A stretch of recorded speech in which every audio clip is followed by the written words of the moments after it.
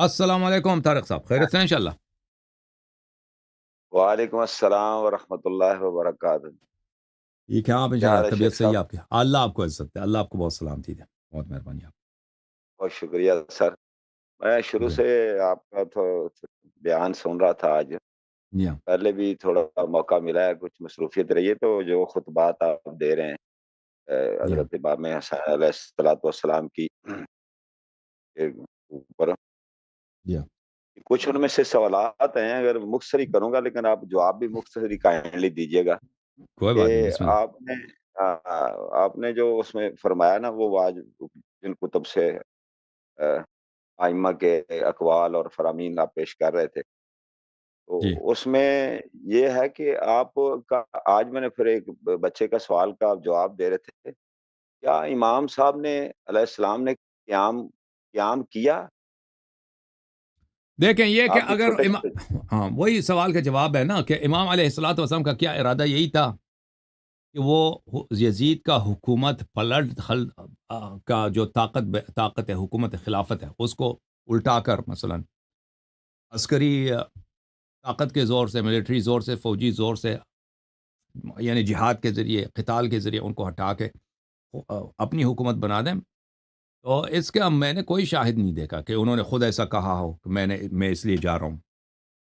یا اہل بیت علیہ السلام نے کہا ہو کہ وہ انہوں نے یہ کام کیا ہے، ٹھیک ہے نا۔ امام حسین علیہ الصلاۃ والسلام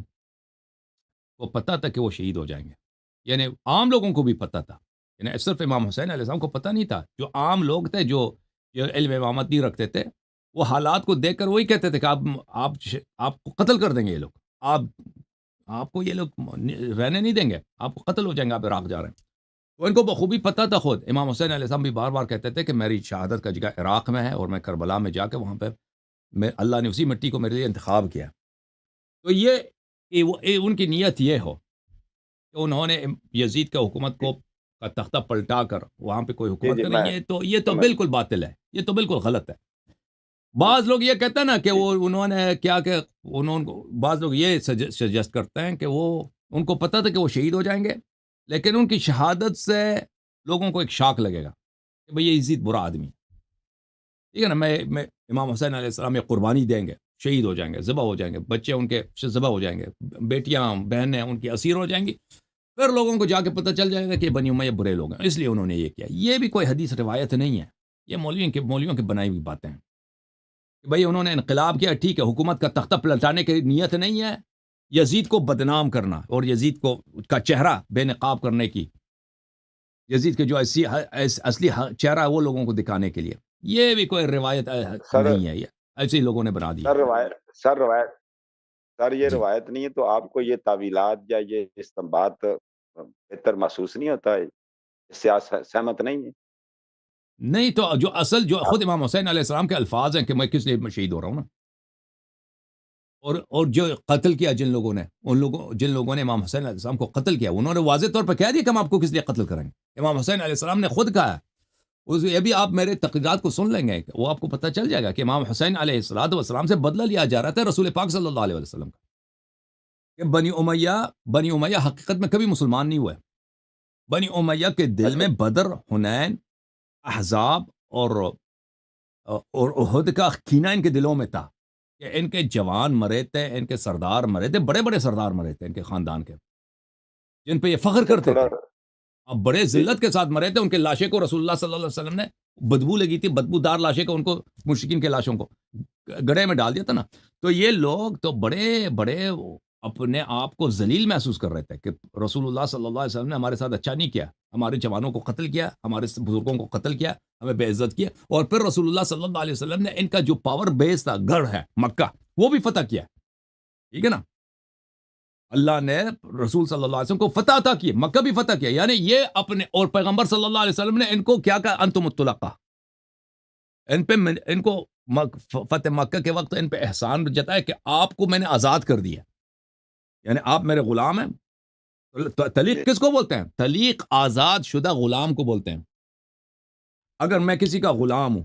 وہ مجھ پہ احسان کرتا ہے، مجھے آزاد کر لیتا ہے، اس کا مطلب ہے طلیق۔ نبی صلی اللہ علیہ وآلہ وسلم نے ان مشرکین قریش کو کہا انتم الطلقاء، یعنی میرا حق بنتا ہے کہ میں تجھے قتل کروں، حق بنتا ہے بھائی. یہ لوگ انہوں نے کیا کہتا ہے اسلام کیسے بدترین مشرک تھے. جی، میرا جی۔ حق بنتا ہے کہ اب آپ کو غلامی میں لے لوں لیکن میں نے تم کو آزاد کر دی. تو یہ تو نہایت اپنے وجود میں ذلت محسوس کرتے تھے. ٹھیک ہے نا. اور ان کے دل میں انتقام کا جوش تھا. خود امام حسین علیہ السلام نے کہا کہ ان کی حکومت اس وقت تک کامل نہیں ہوگی تو مجھے خطر. اور پھر بنی امیہ کے اپنے الفاظ بہت زیادہ ہیں کہ ہم نے وہ نہیں کہتے تھے کہ ہم نے رسول اللہ صلی اللہ علیہ وسلم سے بدلہ لینا ہے. وہ کہتے تھے ہم نے علی علیہ السلام سے بدلہ لینا. اچھا، یعنی ابو سفیان کے بیٹے، یہ معاویہ کے جو بھائی تھے، خود یزید وغیرہ، ان کے دل میں یہ ہمیشہ کہتے تھے کہ ہم نے بدلہ لینا ہے. احد میں جو ہمارے ساتھ ہوا ہے، بدر میں جو ہمارے ساتھ ہوا ہے. تو یہ جو امام حسین علیہ السلام کو شہید کیا گیا اس لیے نہیں تھا کہ امام حسین علیہ السلام والسلام کو اگر رہنے دیا جاتا تھا کہ وہ اپنی زندگی گزار لیں ایک کونے میں. ٹھیک ہے نا. امر معروف کرتے ہیں، نہی منکر کرتے ہیں، مسجد میں جا کے نماز پڑھتے ہیں. بھائی کچھ لوگوں سے مسئلے مسائل پوچھتے ہیں، جواب دیتے ہیں جیسے بقیہ ائمہ علیہ السلام تھے. تو ان کو یہ لوگ رہنے دیتے نہیں. اس طرح نہیں تھا. انہوں نے ہر صورت میں امام حسین علیہ السلام کو شہید کرنا تھا، بدلہ لینا تھا. اور اس کے دلائل بہت زیادہ ہیں. میں آپ کو ابھی تک میں نے وہ دلائل بیان نہیں کیے ہیں. ابھی آ جائے گا انشاءاللہ. آپ انتظار کریں، ایک دو اسپیچ میں بیان کروں گا. جی سر. اچھا۔ جی، جی، آپ کے نا بہت لوگ اور بھی انتظار میں ہیں۔ آپ نے جو حدیث اس میں بیان کر رہے تھے نا حضرت محمد بن حنفیہ جی. علیہ السلام رضی اللہ تعالیٰ عنہ کے بارے میں جو ان کی گفتگو کا ذکر کر رہے تھے، ہوں تو ہوں وہاں سے تھوڑا-سا معذرت کے ساتھ ایسے کچھ اشکالات جس طرح پیدا ہوتا ہے کہ آپ وہاں سے آپ کہہ رہے ہیں کہ موت سے اور قتل ہونے کے ڈر سے وہاں سے خائف ہو کر نکلے۔ ہوں جبکہ اب یہ بھی ہمارے علم میں ہے، تھوڑا سن لیجیے گا، پھر مختصر پھر جواب دیتی ہیں 2-3 گفتگو۔ وہ پھر وہاں سے قتل کے ڈر سے اور اپنی جان کو بچانے کے لیے وہاں سے انہوں نے جو بھی فرمایا چلے جائیں، تو وہاں سے نکلے۔ تو آپ کو پتہ بھی تھا کہ میں نے شہید ہو جانا اور امن والے مکہ شہر میں آئے اور یہاں سے ہوں پھر وہ آگے کوفہ میں چلے گئے اور ہوں آپ کا جو کہنا ہے، جو آپ کی رائے جو میں شاید صحیح سمجھا ہوں کہ وہ آپ قیام بھی نہیں کر رہے تھے، کہ ان کا ایسا کوئی ارادہ بھی نہیں تھا۔ جب قیام نہیں تھا تو آگے گئے تو حضرت امام مسلم جو تھے وہ جب گئے تو ان کو شہید کر دیا گیا۔ تو پھر آپ مجبور ہو گئے، پھر آپ کے ابھی کے ایک لڑکے کے جواب دے رہے کہ پھر ہوں آپ نے ان کے ساتھ یعنی تلوار کے ساتھ لڑائی کی۔ تو اس سے ثابت تو یہ ہوا نا، تو یہی امام کی امام علیہ السلام کا ہم کہتے ہیں اور اتنے عرصے سے ہم سن رہے ہیں کہ وہ باطل کے خلاف، وہ ظالم کے خلاف، وہ جبر ایک بہت حد تک انہوں نے امر بالمعروف و نہی عن المنکر کرتے رہے، تبلیغ ہوں کرتے رہے، دعوت دیتے رہے، حق دین بیان کرتے رہے۔ لیکن جب اتنے ان کے اوپر جبر اور ظلم ہوا تو پھر اس ظلم کے خلاف انہوں نے پھر جیسے بھی تھے، جتنے بھی تھے، انہوں نے قیام تو کیا، ان کے ساتھ پھر تلوار تو اٹھائی۔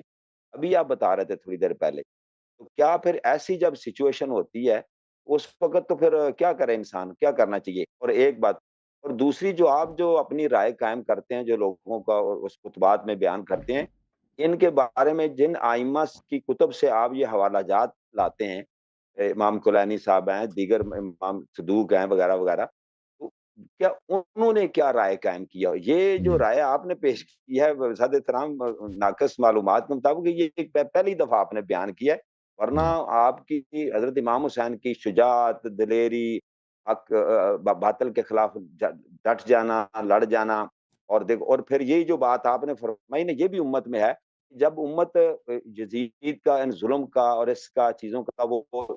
دین کو کہیں دین نہ سمجھ لیں، جب امت خاموش تھی تو پھر امام یعنی باہر نکلے، انہوں نے پھر کہا کہ یہ اس طرح یہ جو امت نہیں جاگے گی، ورنہ تو یہ دین بن جائے گا، لوگ سمجھ میں یہی دین ہے جو یہ پیش کیا جا ہوں رہا ہے۔ تو پھر انہوں نے بہت بڑی قربانی پیش کی۔ تو آپ اس پر تبصرہ کریں کہ اور تو لوگوں کی اس بارے میں عرض کیا یہ رائے؟ ہے امام حسین علیہ الصلاۃ والسلام نے کربلا میں ابھی انشاءاللہ جب آئے گا نا میں خطبے پیش کروں گا آپ کی خدمت میں. ابھی تو ہم اس مرحلے میں نہیں پہنچے کہ مکہ اور مکے کے بعد راستے میں اور پھر کربلا میں چلے امام ٹھیک حسین علیہ السلام کے ٹھیک ہے، جملے کیا ہیں وہ آ جائے گا بعد میں انشاءاللہ. تو ابھی وقت آپ سے وقت اجمالاً آپ کی خدمت میں عرض یہ ہے کہ امام حسین علیہ السلام کے سامنے دو راستے رکھے جا رہے تھے کربلا میں کہ ہم آپ کو واپس نہیں جانے دیں گے اور آگے بھی نہیں جانے دیں گے. لشکر تھا ہزاروں کا، دسیوں ہزار کا. یہ لوگ تھے 100 سے زیادہ نہیں تھے. امام حسین علیہ السلام کے اکثر لشکر کی تعداد یا 82 ہے یا 100 110 یہی ہے، اس سے زیادہ نہیں، یعنی یہ لوگ بہت کم تھے، اور بنی امیہ کی جو لشکر ہے وہ 10,000 ہے، پورے عراق سے اور شام سے سب جگہ سے جتنے قبائل تھے ان کے جنگجوؤں کو انہوں نے بھیج دیا تھا بھائی زبردستی کہ جاؤ، محاصرہ ہے ہر طرف سے، ہم نہ آپ کو کوفہ جانے دیں گے اور نہ واپس شام کی طرف جانے دیں گے یا مکہ مدینہ کی طرف جائیں گے، اور آپ کے سامنے ایک ہی راستہ ہے کہ آپ یا جنگ کریں یا یہ قبول کر لیں کہ جو آپ کے متعلق عبید اللہ ابن زیاد فیصلہ سنائے گا وہ آپ کو منظور ہے، تلوار رکھ دیں ہمارے ساتھ آ جائیں، قیدی بنیں، جو فیصلہ وہ بتاتے بھی نہیں کہا وہ فیصلہ کیا کرے گا، ٹھیک ہے نا، وہ فیصلہ کیا کرے گا۔ امام حسین علیہ السلام نے ان کے جملوں سے ہی پتہ چلتا تھا کہ یہ شخص مجھے ذلیل کر کے مجھے قتل کر دے گا، وہ نہیں کہتے ہم آپ کو امان دیتے ہیں، گارنٹی دیتے ہیں کہ ہم آپ کو نہیں ماریں گے، نہیں، آپ آ جائیں وہ فیصلہ وہ سنائے گا۔ اب وہ شخص جو ہے وہ وہی شخص ہے ابن زیاد کا بیٹا ہے، زیاد اس کا والد پہلے عراق کا گورنر تھا، جو شیعوں کو پکڑ پکڑ کے اس کے آنکھوں میں کیلیں مارتا تھا، ہاتھ کاٹتا تھا، درختوں پہ لٹکاتا تھا، زبانیں کاٹتا تھا، لوگوں کے ہونٹ ناک وغیرہ کاٹتا تھا، جو امیر المومنین سب کو گالی نہیں دیتا تھا اس کو مارتا تھا، قتل، بہرحال اس کا ظلم بہت ہے، اور یہ خود بھی کٹر دشمن تھا امام حسین علیہ السلام کا، اور اس کی دشمنی کو یہ دیکھ لیں، حالت یہ دیکھیں کہ جب اس کے رپورٹ اس کے لشکر جو ہے نا کوفہ اور کربلا بہت قریب ہے، آپ گئے ہوں گے، بہت قریب ہے، تو اس کے ایلچی روزانہ آتے تھے عمر ابن سعد کے پاس، رپورٹیں اس کے پاس آتے تھے، جاسوس اس کے تھے کہ عمر ابن سعد کیا کر رہا ہے، تو اس نے عمر ابن سعد کو خط لکھا کہ جب تم امام حسین علیہ السلام کو شہید کرو تو حتماً اس کے جسد پہ گھوڑے دوڑاؤ، اس کو گھوڑوں کے سم کے نیچے پامال کر دینا، مجھے پتہ ہے کہ مرنے کے بعد اس پہ اثر نہیں ہوگا لیکن اس کے میرے دل کو ٹھنڈک ہوگی۔ تو آپ اس کی شخصیت کو جانتے ہیں کہ وہ ایسا شخصیت جو امام حسین علیہ السلام نے کہا کہ تم مجھے ذلیل کر کے قتل کرنا چاہتے ہو، ٹھیک ہے نا، ذلیل کرو گے، تو امام حسین علیہ السلام کو بخوبی پتہ ہے، وہ اپنے زمانے کے آدمی کو جانتا ہے کہ یہ عبید اللہ ابن مرجانہ کون ہے، عبید اللہ ابن زیاد کون ہے، اگر میں قبول کروں کہ یہ میرے متعلق جو فیصلہ سنائے گا وہ مجھے ذلیل کرے گا، یہ عزت کرے گا، یہ اب بے عزتی کیسے ہو گیا میں نہیں معلوم کہ کس طرح کرتا وہ ملعون، بہرحال وہ بڑا کٹر دشمن تھا، اس کی دشمنی ایسی حالت سے آپ جانتے ہیں کہ اس نے سب کے سر کاٹ کے کہا تھا کہ سر کاٹ کے میرے پاس لے جاؤ، سر پھر وہ سروں کو تحفے کے طور پہ یزید کے پاس بھیجا۔ تو بہرحال امام حسین علیہ السلام کے سامنے دو آپشن ہیں بھائی،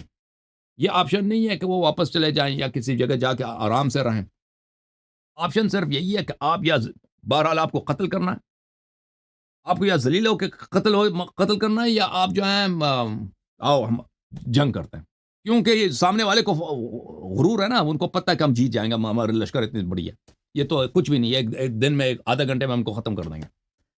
تو اس لیے وہ بالکل نرمی نہیں دکھا رہے تھے، یعنی کوئی باعزت راستہ نہیں چھوڑ رہے تھے کہ کوئی ایک بہرحال ان کو قتل کر، تو امام حسین علیہ السلام نے عزت کا راستہ اختیار کیا، تو امام حسین علیہ السلام نے جو جنگ لڑی ہے، شہادت قبول کی ہے، بالکل وہ لڑے، جنگ کی ہے، لیکن وہ نہیں تھا، وہ آخر تک امام حسین علیہ السلام نے یہی کیا کہ مجھے رہنے دو، مجھے واپس جانے دو، مجھے سر ابھی میں نے حدیث دکھا دی کہ مجھے کسی دور دراز علاقے میں جانے دو، کسی بارڈر کے علاقے میں جانے دو، میں وہاں پہ ایک عام مسلمان کی طرح رہوں، انہوں نے کہا نہیں جی سر بولیں۔ سر یہ جو اسوہ حسینی ہے، تو اسی سچویشن میں کیا آج اختیار نہیں کیا جا سکتا امت؟ تو اب آپ نے جو اب یہ اس کی طرف آپ نے جو سوال کیا کہ یہ شیعہ محدثین ان کا نظریہ، شیعہ محدثین کا کوئی نظریہ نہیں ہے، صرف روایات نقل کرتے ہیں بیچارے، وہ اپنا نظریہ نہیں بتاتے۔ شیخ مفید کا کتاب الارشاد میں وہ کچھ نظریات ہیں، لیکن وہ محدث نہیں ہے، وہ ایک متکلم ہے۔ اچھا، اسوہ امام حسین علیہ السلام دیکھیں، ان کا اسوہ جو ہے وہی بھی امام جعفر صادق علیہ السلام کا اسوہ ہے، امیر المومنین علیہ السلام کا اسوہ ہے، اس کے علاوہ کوئی اسوہ نہیں ہے، کہ جب بادشاہ آپ کے سامنے بہت ہی طاقتور ہے، آپ کو کچل کے رکھ دے گا، قتل کر دے گا، ٹھیک ہے نا، اس طرح نہیں ہے کہ یزید کی حکومت مقدس ہے، اس کے خلاف آپ قیام نہیں کر سکتے، بالکل قیام کرنا جائز ہے، بلکہ واجب بھی ہے، اگر آپ جہاد کر سکتے ہیں، لا یکلف اللہ نفسا الا وسعها،